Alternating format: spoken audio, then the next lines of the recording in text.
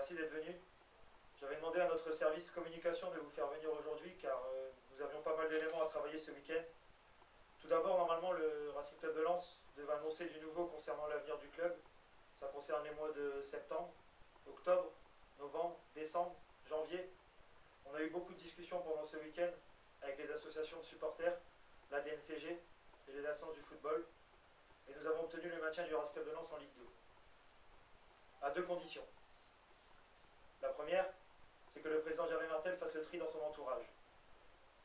La deuxième, c'est que le président Gervais Martel, qui est à l'origine de la descente aux enfers du Racing Club de Lens, soit interdit de déplacement à Bakou jusqu'à nouvel ordre. Tout ce déplacement va entraîner de toute façon une nouvelle décision par la commission de la DNCG. À titre d'information, il faut savoir qu'on est déjà aujourd'hui à plus de 100 000 € de frais, d'hôtel, de repas et surtout d'alcool, qui ont déjà été payés par le club pour ces déplacements inutiles. Il faut savoir que ce nombre de déplacements vers Bakou, ils sont extrêmement nombreux. Janvier, février, mars, avril et tous les autres mois, voire même plusieurs fois par mois.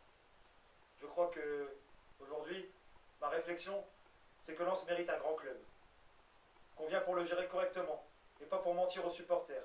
On n'y vient pas pour gérer des problèmes financiers graves.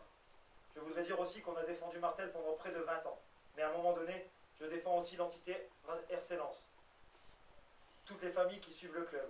Ce qui s'est passé notamment lors de toutes les dernières conférences de presse de M. Martel et ses passages devant la DNCG qui reviennent comme des boomerangs. Je peux vous dire qu'il y avait danger. Danger. J'ai presque envie de dire danger de mort. Après, on peut me dire je ne suis pas responsable. C'est Hafiz qui ne tient pas ses promesses. Mais je peux vous dire, moi, j'ai jamais vu Hafiz faire des promesses. À un moment donné, on ne peut plus défendre l'indéfendable. Les allers-retours à Bakou, les conférences de presse bidons, je les ai fait ici. Je sais maintenant ce que Martel a coûté au club ces 3 dernières années. Je sais ce que le club risque des présidents. Il y en a des biens. Je ne dis pas que le nôtre n'est pas bien, mais les autres ont un comportement bien. Ce sont des gens passionnés qui donnent une image de leur club qui est formidable. Donc, ces décisions sont applicables dès demain.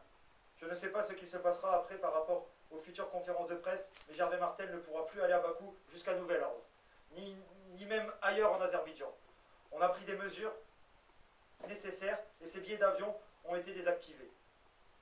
Rendez-vous compte. En plus, il est entré dans l'avion avec des tournevis et des clés pour démonter les sièges. C'est une décision qui est dure, qui est difficile. C'est la première fois que je prends une telle décision depuis que je suis supporter. Mais aujourd'hui, j'ai un devoir de responsabilité vis-à-vis de tous ces gens qui aiment le club.